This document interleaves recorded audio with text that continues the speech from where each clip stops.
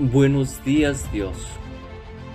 Reflexión del Evangelio del día por Monseñor Luis José Rueda Aparicio, arzobispo de Bogotá y primado de Colombia. Abre tu corazón a la palabra de Dios.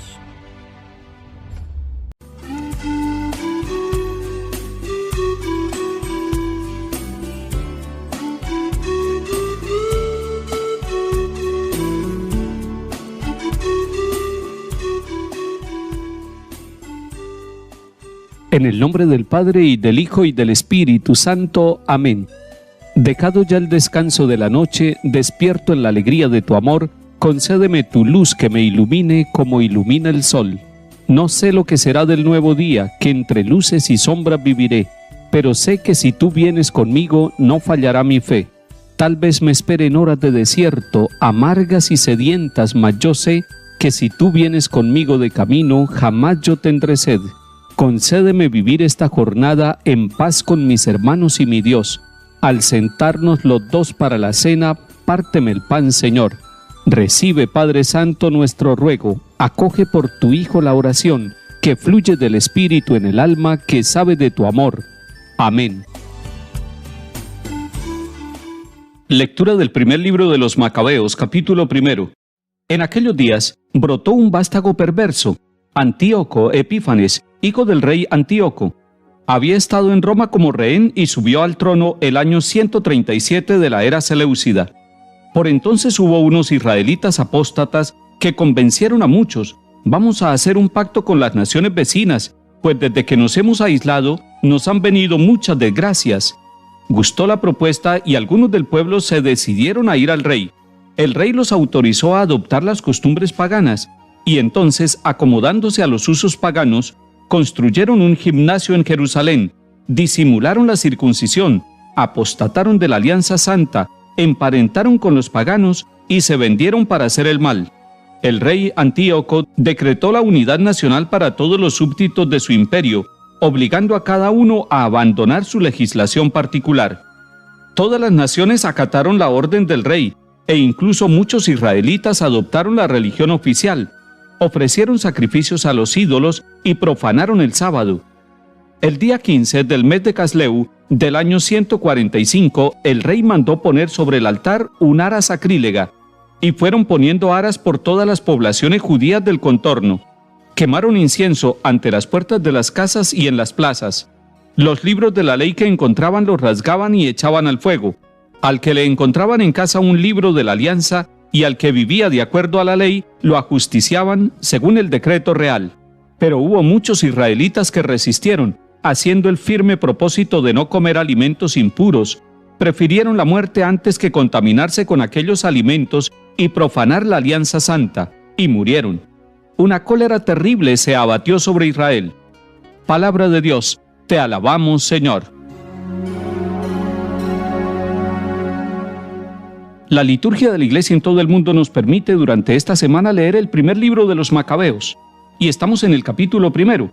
Si usted lee completo este capítulo, se encontrará con que se nos empieza narrando la historia de Alejandro, el hijo de Filipo de Macedonia, que conquistó muchos reinos y que creó un imperio grandísimo. Cuando muere Alejandro, su imperio se divide en 4 reinados menores. Uno de ellos es el de los Seleucida. El libro nos cuenta que el rey de aquel tiempo se llamaba Antíoco. ¿Por qué este rey es llamado vástago perverso? Por varias razones. Primero, porque va a generar una persecución religiosa. Segundo, porque va a dividir el pueblo de Israel. Y los divide y los polariza y los enfrenta unos con otros. Va a generar una división dentro del pueblo. Se van a suscitar 2 grupos. Un grupo de apóstatas, un grupo de aquellos que son capaces de sacrificar sus principios religiosos con tal de agradar al rey y salvar su vida. Y el otro grupo va a ser el grupo de los fieles israelitas, que recuerdan la alianza, que quieren ser fieles a la alianza, que quieren mantener las tradiciones religiosas, y entonces se genera el enfrentamiento entre ellos.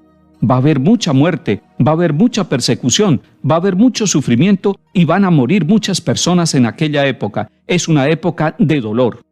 El rey Antíoco sabe que si el pueblo sigue unido religiosamente, va a ser muy difícil derrotarlo. Si están unidos religiosamente, va a ser muy difícil esclavizarlo. La estrategia del rey es dividir religiosamente, confundir religiosamente, ponerlos a pelear religiosamente para así poder implantar él su gobierno, su poder, su reinado. Además, después por parte del rey vino una terrible persecución religiosa. Si alguien era encontrado en su casa con el libro de la ley, con el libro de la alianza, era justiciado. El libro era rasgado y quemado. Aún en medio de esta persecución, hubo muchos israelitas que resistieron y que se mantuvieron fieles. Hay un mensaje profundo y muy válido para nuestro tiempo. La palabra de Dios nos está invitando a mantener la unidad religiosa, a mantenernos en comunión, a no generar guerras por religión y a mantenernos fieles aún en medio de la persecución.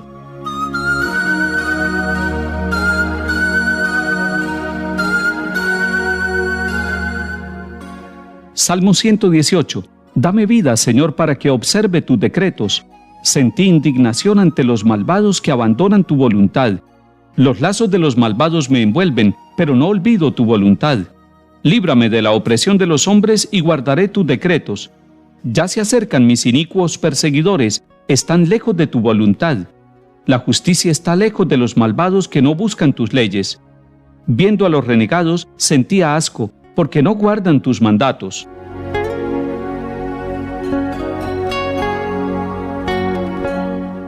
Lectura del Santo Evangelio según San Lucas, capítulo 18.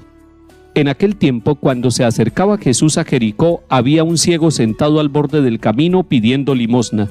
Al oír que pasaba gente, preguntaba qué era aquello y le explicaron: «Pasa Jesús Nazareno». Entonces gritó: «Jesús, hijo de David, ten compasión de mí». Los que iban delante le regañaban para que se callara, pero él gritaba más fuerte: «Hijo de David, ten compasión de mí». Jesús se paró y mandó que se lo trajeran. Cuando estuvo cerca le preguntó: «¿Qué quieres que haga por ti?». Él dijo: «Señor, que vea otra vez». Jesús le contestó: «Recobra la vista, tu fe te ha curado». Enseguida recobró la vista y lo siguió glorificando a Dios. Y todo el pueblo al ver esto alababa a Dios. Palabra del Señor. Gloria a ti, Señor Jesús. Jesús está caminando, va con sus discípulos, va llegando a la región de Jericó, a esta ciudad, pero en el borde del camino está un ciego. Era una persona que seguramente caminaba, que tenía autonomía, que en algún momento gozó de la vista, pero que en un momento dado la perdió y ahora está simbólicamente sentado al borde del camino. Puede ser que usted y yo estemos al borde del camino sentados porque hemos perdido la vista de la fe, la vista de la esperanza, la vista de la alegría del Evangelio y estamos medio ciegos. Tal vez tengamos una limitación visual, pero no se trata de las limitaciones visuales de los ojos físicos, sino del alma, esa limitación que nos lleva a pararnos, a no avanzar más, a quedarnos quietos en el camino. Este ciego estaba allí sentado en el camino y se da cuenta que algo sucede alrededor suyo. No sabe quién es, pero pregunta y le dicen es Jesús y empieza una oración, una exclamación a grito entero: «Jesús, hijo de David, ten compasión de mí». Y aún trataban de regañarlo, trataban de que se callara, pero él insistía. Es una oración insistente de este ciego. Él sabe que el paso de Jesús por el camino de su vida le trae la luz. Él es el Señor de la luz y él ha dicho: «Yo soy la luz del mundo». Por eso este ciego insiste. Jesús se para, porque Jesús sabe escuchar el dolor y el sufrimiento de quienes estamos parados en el camino. Mandó que se lo trajeran. Cuando estuvo cerca le hace la pregunta clave: ¿qué quieres que haga por ti? Y esa pregunta se la dirige a cada uno de nosotros y a nuestras familias el Señor Jesús al comenzar este día. ¿Qué quieres que hoy haga por ti? Y nosotros debemos tener claridad. Este hombre era ciego, no veía, pero sin embargo sabía los objetivos de su vida. Señor, que yo vea otra vez. No se puso a pedirle cosas superfluas, le pidió lo esencial. Y hoy usted y yo debemos pedirle al Señor lo esencial en nuestro proyecto de vida personal y familiar. Por eso el Señor le dice: recobra la vista. Y además le dice: tu fe te ha curado. Este hombre tuvo fe. Este hombre esperó el momento preciso. Este hombre no dejó pasar a Jesús de largo por su vida. Este hombre le clamó al Señor. Hoy también no deje Que el Señor pase por su vida y su familia sin que usted se detenga y dialogue con Él. El diálogo con Él transforma y renueva su vida. Este hombre lo siguió glorificando a Dios. Glorifiquemos al Señor con nuestra vida, en el nombre del Padre, y del Hijo, y del Espíritu Santo. Amén.